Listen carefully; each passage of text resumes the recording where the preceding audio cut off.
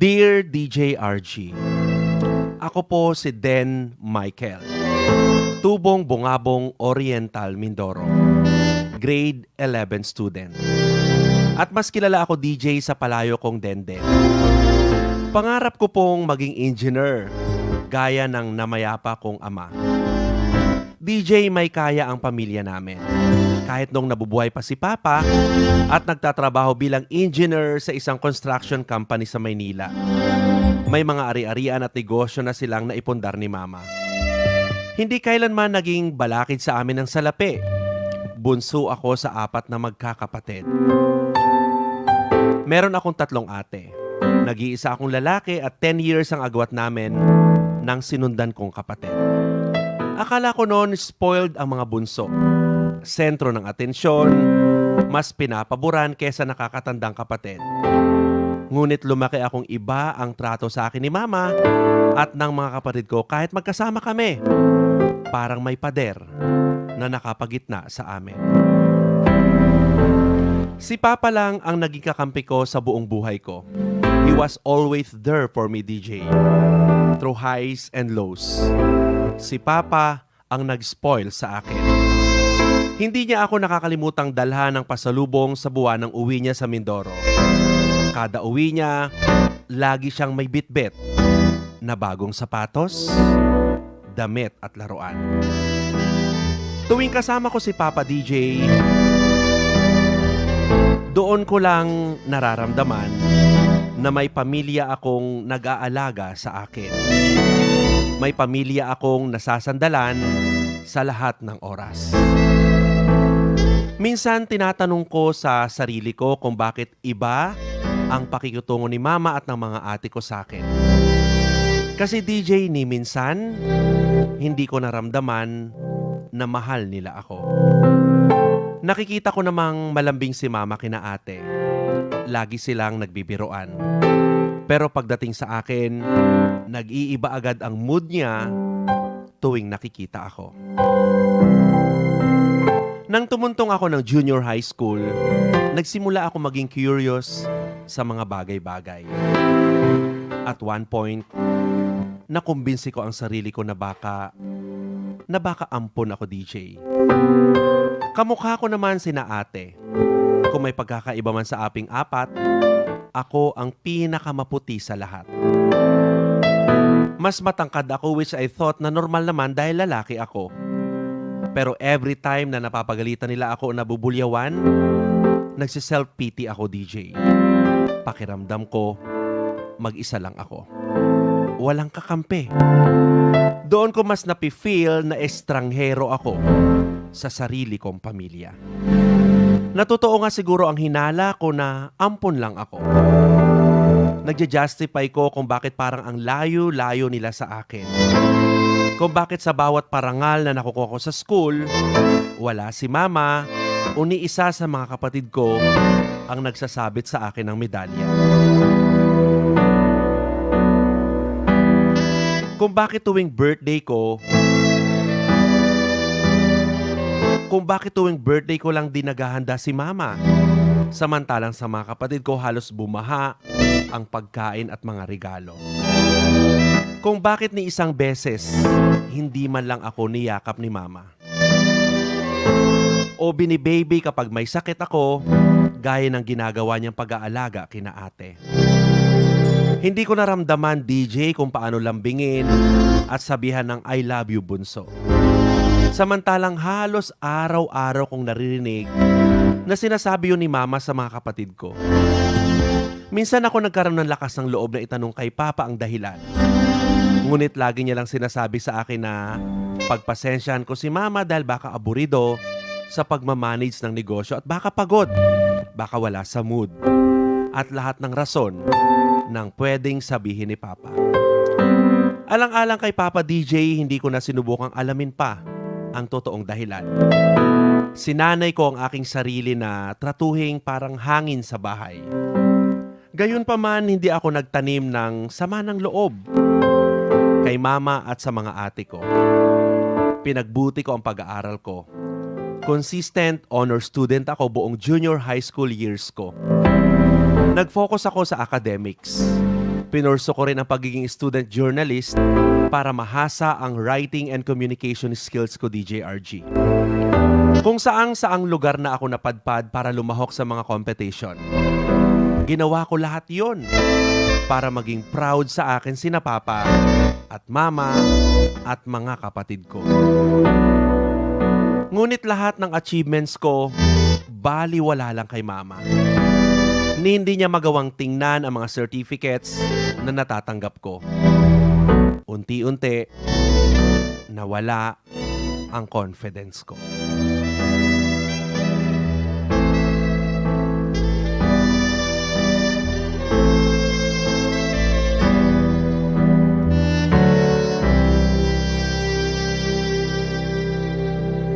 Kinwestiyon ko ang sarili kong kakayahan. Siguro kahit anong effort ko, it will never be enough. Kailanman, hindi magiging proud si Mama sa akin. There was one time na iniisip kong mag-self-harm para lang mapansin ni Mama. Para lang kahit sa pagkakataong yon, makita ko siyang nag-worry sa akin. Pero hindi ko kinayang ituloy. Bagkos, umiyak lang ako ng umiyak sa awa ko sa sarili ko, DJ RG.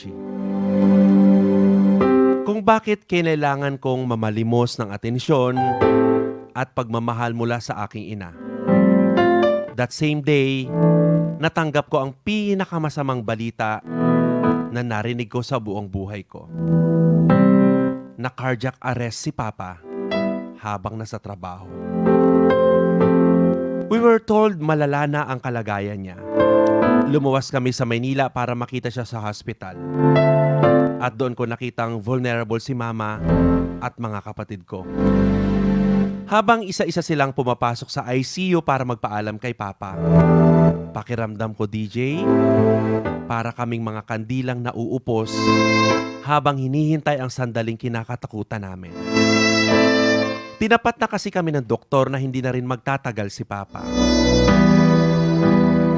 Nang finally, nakita ko na ang kalagayan ni Papa sa kalagayan niya. May mga tubo at aparato nakakabit sa buo niyang katawan. Umiyak lang ako ng umiyak. Ayaw mag-sink in sa utak ko na oras na lang ang binibilang ko na makakasama ko si Papa.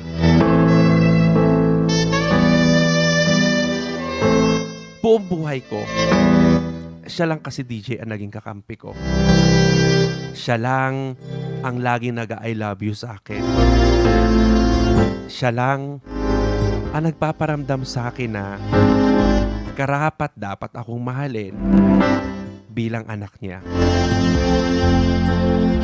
Nang nalagutan ng hininga si Papa DJ, tila tumigil na rin ang mundo ko ng sandaling yon.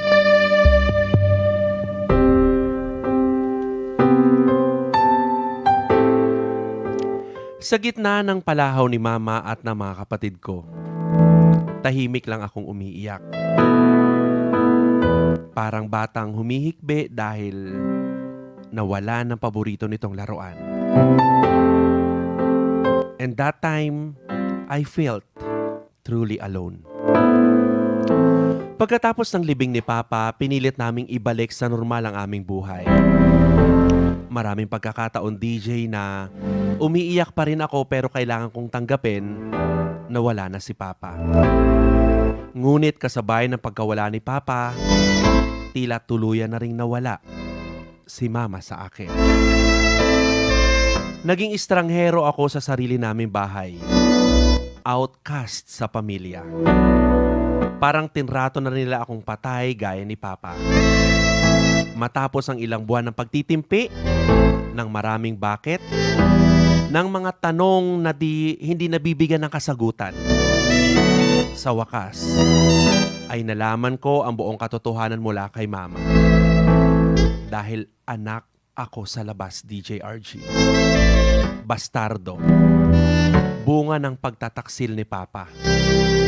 Dating kasambahay nila Papa ang nanay ko. Nabuntis siya ni Papa. Itinago nila sa lahat ng sitwasyon ng nanay ko hanggang sa pangapanganak. Sa kanila pinauwi ng probinsya at naiwan ako sa poder ni Papa. Ang mapait na katotohanang bunga ako ng pagkakasala ang naging kasagutan sa lahat ng tanong ko. Sa isang banda naunawaan ko si mama at ang mga kapatid ko. Mahirap tanggapin na kailangan nilang pakisamahan ang taong nagpalala sa kanila ng kasalanan ni Papa. Na sa bawat araw na nakikita nila ako, nakikita nila ang imahe ng tunay kong ina na kamuntikan ng sumira ng kanilang pamilya. Ako na bunga ng kasalanan, DJ. Hanggang ngayon hindi pa rin kayang tanggapin ni mama ang lahat. Nasa poder niya ako. Nakatira kami sa isang bahay. Pero never niyang ipinaramdam na bahagi ako ng tahanan at ng pamilya. Nagsorry ako sa kanya sa mga naging kasalanan ng ina na hindi ko nakagisnan. Ngunit bingi na si mama sa paghingi ko ng kapatawaran. Natila ba, DJ, nakatatak na sa pagkatao ang kasalanan ng nanay ko? Ngunit kahit igiit ko pa na hindi ko dapat pagdusahan ang pagkakasala ni Papa at ng nanay ko, hindi ko na mababago ang pananaw ni Mama. She has every reason to hate me. May pagkakataon, DJ, na gusto kong hanapin si Adelina, ang tunay kong nanay. Ngunit pinipigilan ko pa rin ang sarili ko. Natatakot ako, DJ. Natatakot ako na muling mabigo at masaktan. Paano kung mahanap ko siya, pero wala rin pala siyang pinagkaiba kay mama? Na meron na pala siyang sarili niyang pamilya at wala na siyang interes pa na makita ako. Kaya nga ganun lang kabilis na iwan niya ako pagkasilang sa akin. Kasi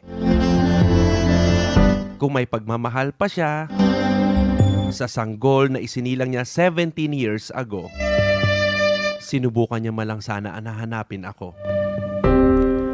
Gaano ba kahirap na mahalin ang isang tulad kong nangungulila rin sa pagmamahal ng magulang, DJ?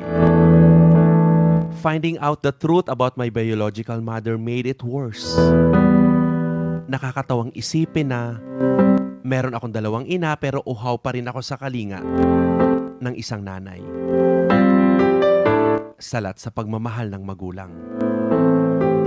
Dalawang ina ngunit ni isa walang nagpaparamdam sa akin na karapat dapat din naman akong mahalin. Pakiramdam ko, mag-isa lang ako sa mundo. Ini-imagine ko ang pakiramdam na mahalin ng isang nanay.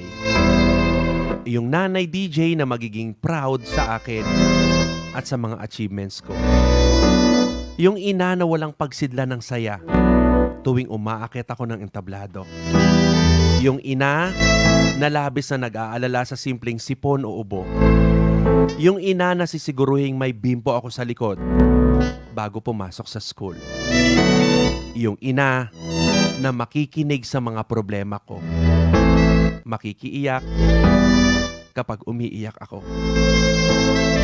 At higit sa lahat, paulit-ulit na magsasabing, mahal na mahal kita, bunso. Siguro nga sa panaginip ko na lang mararanasan ang ganoong pakiramdam. Dahil heto ako, mag-isa, kahit ang ina ko ay dalawa.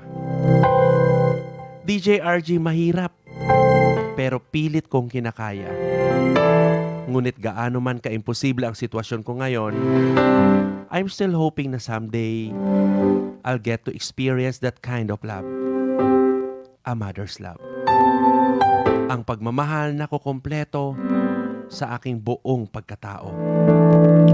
Hanggang dito na lang, DJ, at maraming salamat sa paglalaan ng panahon at oportunidad na maibahagi ko ang kwento ng aking buhay. Lubos na gumagalang, Denden ng Bungabong, Oriental, Mindoro.